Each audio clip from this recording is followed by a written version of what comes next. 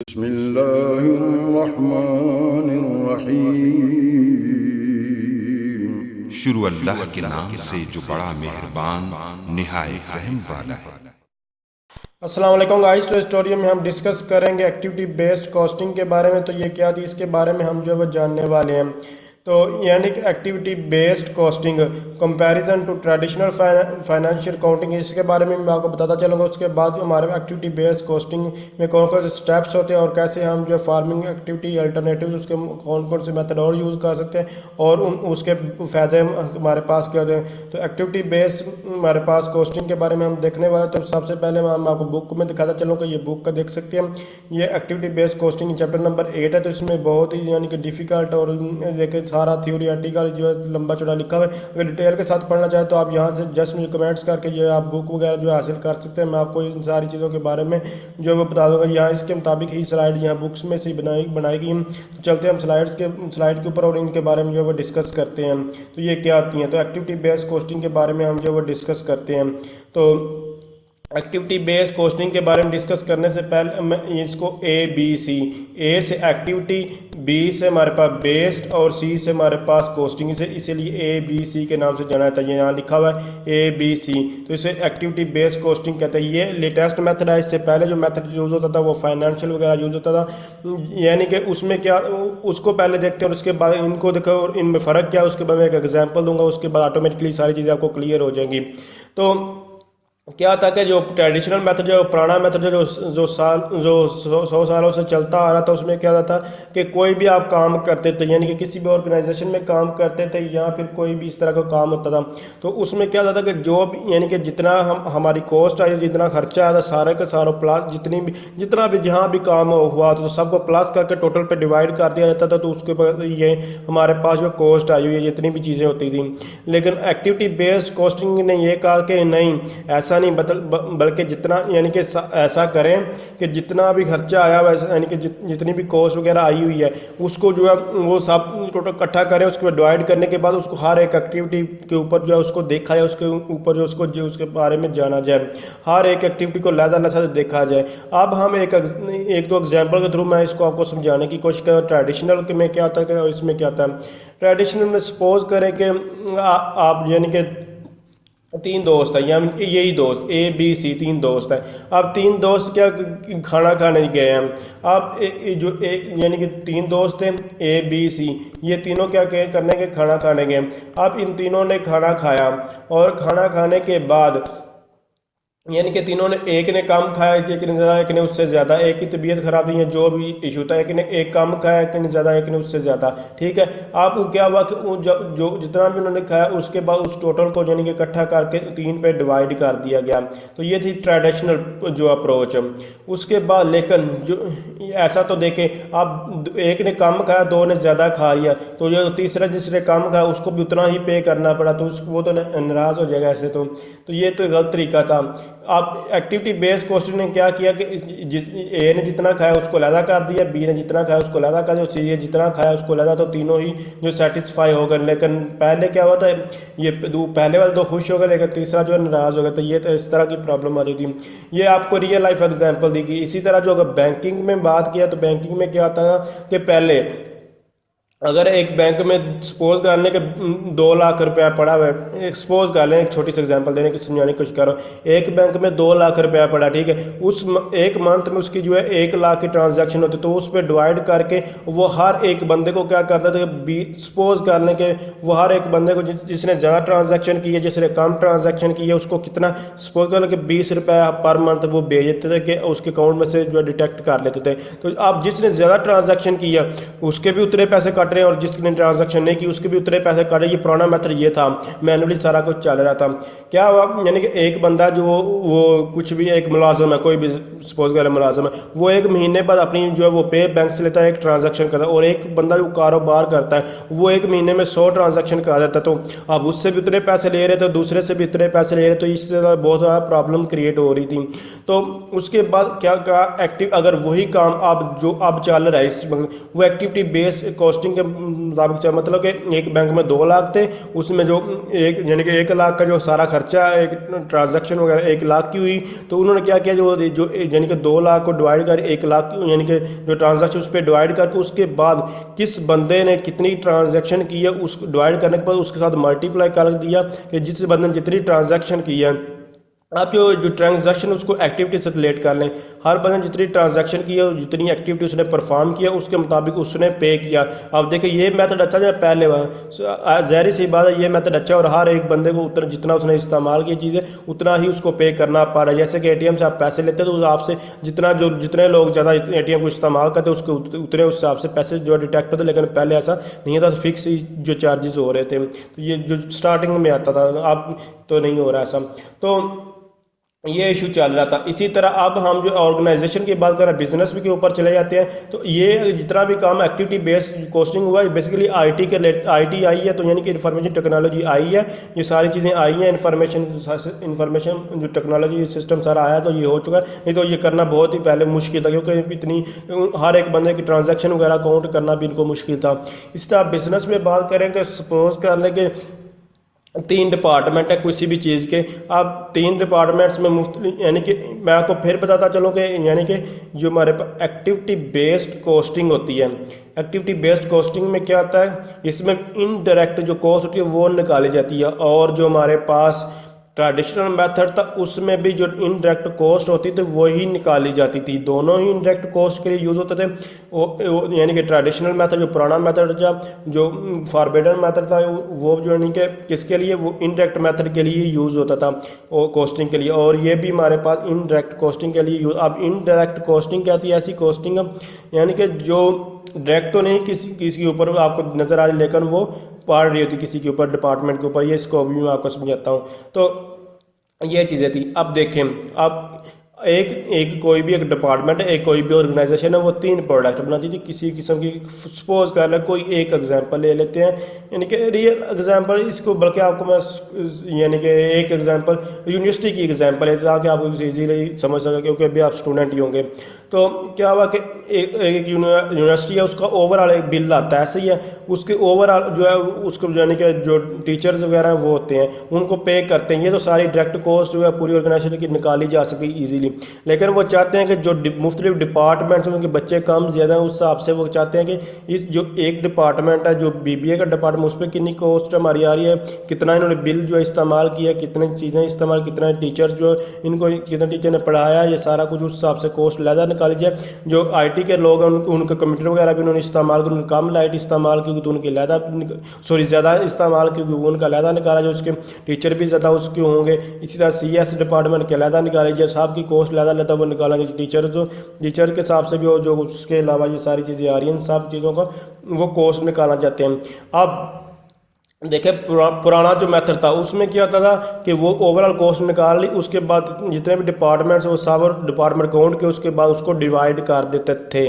लेकिन अब क्या होता है, अब ऐसा नहीं होता। अब क्या होता है कि किस बंदे ने यानी कि किस डिपार्टमेंट ने कितना काम किया, वो उसकी कितने एक्टिविटीज़ परफॉर्म की हैं, उसके मुताबिक वो जो है अंदाज़ा लगाते हैं और उसके बाद उसको कॉस्ट निकालते हैं। इसका फ़ायदा क्या होता है, देखिए पहले ओवरऑल निकाली जा रही थी, कोई समझ नहीं उनको आ रही थी, जितने डिपार्टमेंट से उसको इकट्ठा किया उसके बाद डिवाइड कर दी, सिंपल। लेकिन अब अलग-अलग हर एक किसने कितना काम किया एक डिपार्टमेंट को, हर एक ये एक्टिविटी बेसिकली हर फंक्शनल एरिया के हिसाब से। और इससे पहले मैं आपको बता चुका हूँ ये चीज़ें, यानी कि फंक्शन क्या था, फंक्शन जो है हमारे पास सपोज यानी कि मुख्तलिफ प्रोसेस को मिला दिया जाए तो वो हमारे पास एक्टिविटी बनती है, और मुख्तलिफ एक्टिविटी जो मिला दिया जाए तो वो हमारे पास फंक्शन बनता है, अगर सिंपल है। लेकिन अगर थोड़ा सा इसको डेप्थ में जाकर देखें तो इसमें क्या आता है कि जितनी भी फंक्शंस होते हैं, जितने भी यानी कि एक फंक्शन मुख्तलिफ एक्टिविटी से मिलकर बनता है, और जब एक काम हो जाता है तो वो एक हमारी एक्टिविटी बन जाती है, और जो हम कोई काम कर रहे होते हैं उसको प्रोसेस कहते हैं। ये तीनों चीज़ों को फ़र्क होना चाहिए। इसीलिए अब जो काम हो जाता है उसको चीज़ को देखा जा रहा है। जैसे कि ATM को आपको अच्छी एग्जाम्पल जो है समझ में आई होगी, तो एक्टिविटी बेस्ड कॉस्टिंग इसे कहते हैं। तो इसमें अब क्या हुआ, हर एक डिपार्टमेंट हर एक चीज़ को अलग आप कॉस्ट निकल आई। तब एक एक डिपार्टमेंट की एक एक चीज़ की अलग जब कॉस्ट निकल रही है तो ज़ाहिर सी बात, आप जिस डिपार्टमेंट के ऊपर यानी कि लेकिन जिस डिपार्टमेंट में अब पहले तो पता ही नहीं था चलता कि कौन सा डिपार्टमेंट जो है वो ज़्यादा हमें बेनिफिट दे रहा है, कौन सा काम जो है वो हमें फ़ायदा दे रहा है, ये सारी चीज़ें हमें समझ में नहीं आती थी। हम कुछ भी चीज़ आप ओवरऑल चल रहा था, लेकिन अब हर एक डिपार्टमेंट की अलग हर एक फंक्शन की जो है वो अलग जो है वो प्राइस निकाल दीजिए, अलग कितनी परफॉर्मेंस है, कितनी बेनिफिट्स मिला, कितनी हमें प्रॉफिट मिल गया, वो हमारे पास जो है वो आ गई है। अब हर एक चीज़ की जो प्रॉफिट जो है सब कुछ जो है वो अलग आ चुकी है। तो उसमें क्या होगा कि हम इजीली जिस जो हमें जो प्रॉफिट दे रहा है ज़्यादा जो डिपार्टमेंट उस पर ज़्यादा वो तो ठीक है, उसको मज़ीद उसकी इन्हांसमेंट करते हैं, लेकिन जिस डिपार्टमेंट में हमें प्रॉफिट नहीं आ रहा वो उसको बेहतर करने की कोशिश, और कौन कौन से फैक्टर के वजह हमें जो है प्रॉफिट नहीं मिल रहा उसको हम एलिमिनेट करने की कोशिश, कम करने की जो है वो कोशिश करते हैं। तो ये इसके फ़ायदे और नुकसान भी इसके ये है कि हर एक एक्टिविटी को अलग निकालना पड़ा। तो काम नुकसान तो बहुत कम ही है, लेकिन फ़ायदे इसके बहुत ज़्यादा हैं। आपको अब क्लियर हो चुके हैं कि इसके फ़ायदे क्या हैं। अब ये सारा चीज़ जो है आप जो है यानी कि न्यूमेरिकली क्वेश्चन भी आपको आ सकते हैं, लेकिन जो हम जो डिस्कस कर रहे हैं जो सिस्टम इंटीग्रेशन आर्किटेक्चर में, यहाँ न्यूमेरिकल क्वेश्चन नहीं आता, यहाँ थ्योरेटिकली आपसे ये पूछा जाएगा एक्टिविटी बेस्ड कॉस्टिंग क्या, इसके कौन कौन से स्टेप इन्वॉल्व होते हैं, बस यही पूछा जाएगा, बाकी आपको वो नहीं पूछने वाले। तो इसलिए हम जो इसको थ्योरेटिकली मैं आपको जस्ट ये सारे एग्जाम्पल अपने माइंड में रखे, जस्ट आप इसको रीड आउट करेंगे तो आपको सब कुछ जो है वो क्लियर हो जाएगा, कोई भी चीज़ आप इसमें मुश्किल नहीं है। तो यही कह रहा है कि built an activity model for of relevant activity, मतलब जितनी भी एक्टिविटी मिलती जुलती उसके लिए एक मॉडल जो है वो तैयार करना। जैसे जिस डिपार्टमेंट में ये बेसिकली एक डिपार्टमेंट अंदर जितना काम हो रहा है उस चीज़ को ये फोकस कर रहा है, एक डिपार्टमेंट एक फंक्शन के अंदर जितनी भी एक्टिविटी हैं उनको इकट्ठा कर लें। उसके बाद देखें कि एस्टैब्लिश कॉस्ट एंड परफॉर्मेंस में, आपको ये चीज़ क्लियर है, मुझे बताने की भी ज़रूरत नहीं होगी इनको। तो यानी कि आपकी परफॉर्मेंस कितनी है, मतलब कि आपको कितना उससे प्रॉफिट मिल रहा है और उसके ऊपर कितनी कॉस्ट आ रही है, ये सारी चीज़ें आपको देखी जाएंगी। उसके बाद identify non value added activities, आप दो चीज़ें होती हैं, एक होती है नॉन वैल्यू एडिड एक्टिविटीज़ और एक वैल्यू एडिड एक्टिविटीज़ होती हैं। अब नॉन वैल्यू एडिड और इन दोनों में क्या डिफरेंस है वो देख लेते हैं। तो non value added activities, non value added वो एक्टिविटीज़ होती हैं जिनका हमें प्रॉफिट वगैरह जिनसे हमें नहीं मिलता, और वैल्यू एडिड एक्टिविटीज़ वो एक्टिविटीज़ होती हैं जिनसे हमें प्रॉफिट मिलता है। तो प्रॉफिट मिलता है, वैल्यू एडिड एक्टिविटीज़ वो होती हैं। तो नॉन वैल्यू एक्टिविटीज़ मैं आपको एग्जांपल देना चाहूँगा। नॉन वैल्यू एक्टिविटीज़ वो एक्टिविटीज़ हैं जैसे कि गवर्नमेंट का टैक्स होता है, आप टैक्स गवर्नमेंट हमें रिटर्न वगैरह नहीं करती, बाहर की कंट्रीज में करती नहीं, पाकिस्तान में ये रिटर्न नहीं करती। तो ये क्या नॉन वैल्यू एडिड एक्टिविटीज़ है। आप इसके बहुत सारे मेथड्स हैं, इन्होंने निकाले हुए स्ट्रेटजी बनाए हुए थे, जैसे कि 9,999 आपको हमेशा देखने को मिलेगा, कहीं बहुत ज़्यादा जगह पे लिखा। उसका मकसद क्या था लिखने का, 1 रुपया ना तो वापस करता ना कुछ ज़रूरत है। उसका मकसद ये होता है कि वो टैक्स कम हमें पे करना पड़ता है, ये भी एक स्ट्रेटजी है और ये नॉन वैल्यू एडिड एक्टिविटीज़ में इंक्लूड हो सकता है। यानी कि इसका हमें प्रॉफिट तो ये नहीं दे रहा, लेकिन हमें इसको यानी कि ये कोई भी चीज़ प्रोडक्ट बनाने में तो इसका कोई कारनामा नहीं है, कोई इसका यूजेस नहीं है, लेकिन फिर भी ये इन्वॉल्व हो रहा है। इस तरह की जो चीज़ें होती है वो नॉन वैल्यू एडिड एक्टिविटी को आइडेंटिफाई करके हमें काम करना होगा। काम करने का भी आपको मैं यानी कि 9,999 के 1 रुपया ऊपर कर देंगे तो आपको बहुत ज़्यादा टैक्स लगेगा, तो ये सारी चीज़ें देखनी होगी। तो जो इनको ख़त्म करना होगा, जो नॉन वैल्यू एक्टिविटीज़ हैं इसको काम करने की कोशिश करनी होगी। उसके बाद जो वैल्यू एडिड एक्टिविटीज़ वगैरह होती हैं उनके ऊपर भी फोकस करना होगा, उनको बेहतर से बेहतर यूज़ करना होगा, और जो हमारे पास एसेट वगैरह उनको दोबारा से दोबारा इस्तेमाल करने पे हमें फोकस करना होगा। तो ये सारी एक्टिविटी बेस्ड कॉस्टिंग वगैरह जो होती हैं, अब इसको सारी चीज़ें आपको ऑलरेडी क्लियर हो जाएंगी। एक्यूरेट प्रोडक्ट कॉस्ट हमारे पास निकल, एक्टिविटी कहाँ को वेस्ट हो, यानी कि हमारा टाइम कहाँ ज़्यादा वेस्ट हो रहा है, किन किन एक्टिविटीज़ में, हमें सब कुछ जो वो हमें पता चल जाता है। इनके कौन कौन सी जगह पे यानी कि कौन सी प्रोडक्ट पे ज़्यादा टाइम हमारा लग रहा है, कौन से प्रोडक्ट पे कम टाइम लग रहा है, वो किन वजह से लग रहा है, उनका कौन से कॉस्ट ड्राइवर्स हैं, उनको किस वजह से लग रहा है, उस वजह को बेहतर करने की कोशिश की जाती है। तो ये सारी चीज़ें, तो इसमें अब हमारे एक्टिविटी बेस्ड कॉस्टिंग में 5 स्टेप्स हमारे पास इन्वॉल्व होते हैं। एनालाइज एक्टिविटीज़, एनालाइज कॉस्ट, यानी कि उसके बाद एस्टैब्लिश मेजर्स किए जाते हैं, कैलकुलेट एक्टिविटी कॉस्ट, हाँ जितनी भी एक्टिविटीज़ हैं उनकी सारी की सारी कॉस्ट है कि ये कैलकुलेट कैसे किया जाता है। जब कैलकुलेट कर लेते हैं उनके बाद उसको देखा जाता है कि ये किस वजह से इसका क्या फ़ायदा नुकसान हुआ, आगे इसको सब 1 बाय 1 आ जाता है। तो एनालाइज एक्टिविटी, एनालाइज मतलब उसको देखना, एक्टिविटीज़ को देखना, परखना कि एक्टिविटी में क्या होते हैं, ये क्या इन्वॉल्व है, पहले सबसे पहले एक्टिविटी हमारी है कि हम काम क्या कर रहे हैं, हमारा हम किस डिपार्टमेंट को देख रहे हैं कि कौन से डिपार्टमेंट के अंदर क्या काम हो रहा है, इसमें कौन से वर्क किया गया है। जैसे कि बैंक में क्या, मैंने आपको ट्रांजैक्शन एक एक्टिविटी थी, हमें ये हम काम क्या कर रहे हैं, किस चीज़ के बारे में देख रहे हैं, ये पहले सबसे पहले तो चीज़ हमें ये आइडेंटिफाई करना होगा। तो अब एक एक्टिविटी के अंदर सारी चीज़ों की कॉस्ट, सब कुछ जो प्रॉफिट किन वजह से मिल रही है, कौन सी कॉस्ट है, सब जैसे कि यहाँ इसने एग्जाम्पल यहाँ के बताया गया कि पीपल आ सकते हैं, टेक्नोलॉजी आ सकती है, सप्लाईज आ सकते हैं, मेथड्स आ सकते हैं, इन्वायरमेंट्स दैट प्रोड्यूस सर्विसेज वगैरह सब कुछ इंक्लूड हो सकता है एक्टिविटी के अंदर। इसके अलावा जो हमारी ऑर्गेनाइजेशन है वो क्या कर रही है और वो किस यानी कि कहाँ जो यानी कि किस टाइम किस जगह पे किस कहाँ जो है वो अपना जो स्पेंड टाइम जो है ज़्यादा लगा रही है, क्या कम टाइम लगा रही है किस प्रोडक्ट के ऊपर, और उसका जो यानी कि जो प्रोसेस चला है वो उसका जो हमें प्रॉफिट कम आ रहा है ज़्यादा आ रहा है, उसकी आउटपुट वगैरह क्या है, सब कुछ हमें एक एक प्रोडक्ट का हमें पता चला। ये सिर्फ हम यहाँ क्या कहते हैं, एनालाइज करते हैं, हर एक एक्टिविटी को देखते हैं, उसके बारे में जानने की कोशिश करते हैं। उसके बाद एनालाइज करने के बाद हमें उसके एनालाइज कॉस्ट भी हम करते हैं, उसकी कॉस्ट के बारे में जो है वो जानते हैं कि इस एक्टिविटी के ऊपर हमारे एनालाइज एक्टिविटी मतलब कि कितनी कॉस्ट वगैरह जो हमारी आ रही है, वो सारी चीज़ें फिर हम जो है उसके बारे में कितनी हो सकती है एनालाइज करते हैं, सोच उसके बारे में जानने की कोशिश करते हैं। जो हमारे पास पुराना सिस्टम था उसमें क्या एनालाइज कैसे कॉस्ट की जाती थी, यानी कि वो कॉस्ट वगैरह को देखा जाता है यानी लेबर के हिसाब से, वेजेस के हिसाब से या मशीन के हिसाब से, उसको डिवाइड कर कितने आवर कितने घंटे काम किया उसके हिसाब से देखा जाता है। लेकिन यहाँ जो कॉस्ट को एनालाइज किया जाए वो हर एक एक्टिविटी, हर एक प्रोसेस तो नहीं है, एक्टिविटी के साथ जो कंप्लीट चीज़ होती है एक्टिविटी। अब एक्टिविटी आपको बता चुका, कोई भी वर्क जो काम हो चुका होता है उसको कहते हैं, तो एक्टिविटी के हिसाब से एनालाइज किया जाता है। तो देखा जा रहा है, उसके बाद एस्टैब्लिश मैयर है, उसके बाद जब हम दोनों चीज़ें देख लेते हैं उसके बाद हम एस्टैब्लिश करते हैं मैयर। इसमें दो चीज़ें रहती है, एक्टिविटी मैयर और परफॉर्मेंस मैयर करते हैं। तो an activity measure is a measure of the volume of activity, मतलब कि जो एक्टिविटी का वॉल्यूम उसके हिसाब से इसको Maihar of volume of activity का मतलब कि जो जितने भी प्रोसेस होते हैं, अब उन प्रोसेस को सबसे पहले मैयर किया जाए, जो जितने प्रोसेस होते हैं उन प्रोसेस के साथ जितनी एक्टिविटी वॉल्यूम यहाँ वॉल्यूम का मतलब या प्रोसेस जितने जो प्रोसेस कंप्लीट हो चुके हैं उनके हिसाब से देखा जाता है। और फिर उसके बाद देखा कि परफॉर्मेंस मैयर मतलब कि कितना प्रॉफिट दे रही है या हमें लॉस में जा रही है, वो सारी चीज़ें देखी जाती हैं। तो ये दोनों चीज़ें देख ली जाती हैं। उसके बाद इसको कैलकुलेट यानी कि करने की कोशिश। तो एक एग्जांपल भी यहाँ आपको ये गिवन है कि इनपुट वॉइस के यानी कि इनपुट है और एक्टिविटी और आउटपुट है। यहाँ पे इनवॉइस जो है ये इसमें इसी की एक एक्टिविटी के अंदर सब एक्टिविटी बहुत ज़्यादा होती हैं, तो आपको नजर है। उसके बाद हमारे पास जो चेक है, चेक बहुत ज़्यादा भी हो सकते हैं। तो यहाँ रिसोर्सेज वगैरह आपको बताया गया है, तो हर एक एग्जांपल गिवन है तो आपको बहुत ज़्यादा पहले एग्जांपल दे दो।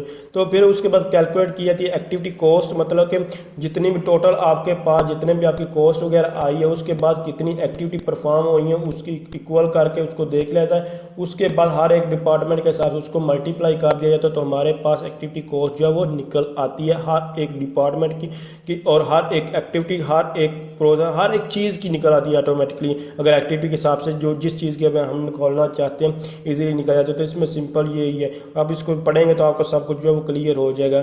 उसके बाद एनालाइज एक्टिविटी कॉस्ट, मतलब कि जो हमारे जो कॉस्ट की है हमने कैलकुलेट की है, अब वो किस वजह से और कितनी आई है, मतलब कि कौन से डिपार्टमेंट की कौन से फंक्शन पे ज़्यादा कॉस्ट आई है, अगर आई है तो और कौन से पे कम आई, अगर आई है तो किस वजह से आई है कि हम यानी कि विच एक्टिविटी इंकर the highest cost, which what drives that को हायर कॉस्ट, मतलब कि कॉस्ट आई कितनी है, अगर ज़्यादा आई है तो क्यों आई है, सारे के सारे ये क्वेश्चन राइज होते हैं। फिर इनको एनालाइज किया जाता है, फिर हम उस पर देखते हैं कि इसको कैसे कम किया जा सकता है। कम करने के लिए हमारे पास इनकी value edit non value edit already चार चीज़ें देखी है, बता चुका हूँ क्या आते हैं।